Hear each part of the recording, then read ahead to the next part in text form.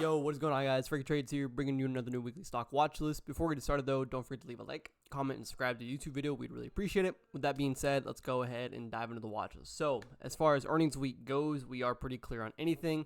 First thing to note, though, or I guess the biggest thing to note, is that on Thursday, market is obviously closed due to Thanksgiving, and then Friday we have a half day, so meaning market will close at 1 p.m. Eastern. So, 3.5 day trading days for this current week. So not too much going on. It could be a banger week. It could be a slow week.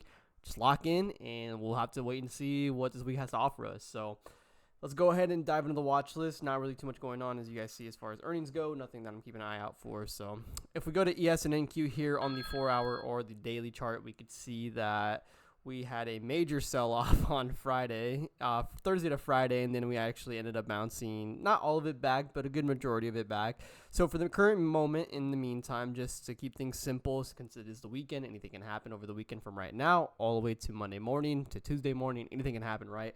So as far as any upside goes, I'm not watching anything till really 6,800 on ES. And then as far as the downside goes, nothing really until 6,540. After 6,540, 6,520, and 6,500 after that. Not too much going on right there. Next up is NQ. Same story here, just a different index, right? So NQ here, if I zoom in here, the only upside that I have on this is anything at 25,800, pretty far away.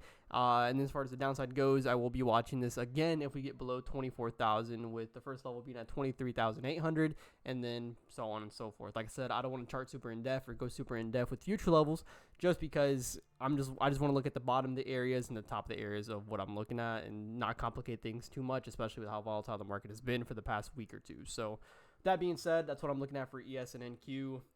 First things first on my watch list is AMD. Now, if I go to AMD on the daily here, you guys see the main thing that I'm watching is this gap we have on AMD. I believe this is around $25. Correct. Yep. 195 all the way with room down to 170, 171-ish. Around a $25 gap we have on AMD. Now, the issue with AMD, it is a little far away. $8 to $9 away from where it closed at after hours on Friday. So we are a little far away, but who knows, right? Hey, anything can happen in the market. Market can gap down here in an hour or two, and then this happens to be a lot closer in the morning, or it already started the gap. Or, you know, Trump says something crazy where it causes the market to jump up a lot. So you never know. You never know with Trump. You never know with this economy. You never know. You know, this market is really unsure. A lot of volatility going on. So who knows? I know the extreme fear index is at an all-time high right now.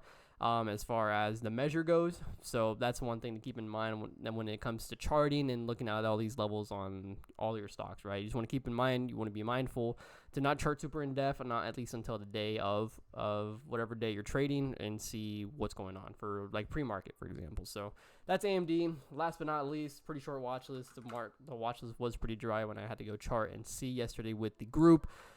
The other thing I have is Tesla here. Now, if I go to Tesla here on the 30-minute or the 1 hour, you guys will see what I'm talking about.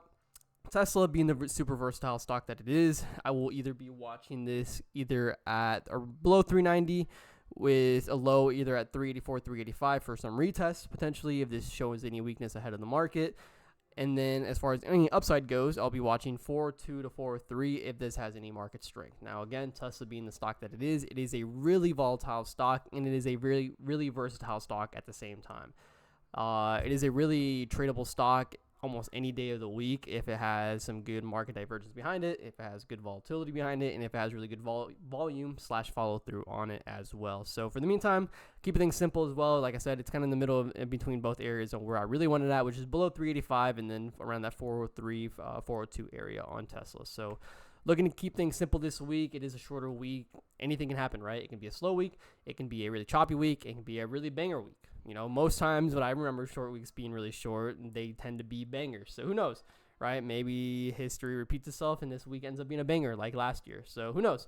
I don't predict the markets. I'm not an analyst. I'm not a fortune teller. It's not my job to predict where the market's going to do or what's going to happen. So, but that's it for the watch list, though, guys. Hope you guys enjoy it. Pretty short and simple, straight to the point, so I don't take too much of your guys' time. So with that being said, before you go, don't forget to leave a like, comment, and subscribe to the YouTube channel. We'd really appreciate it. With that being said, hope you guys enjoy the rest of your weekend and have a fantastic week and safe Thanksgiving. Peace out.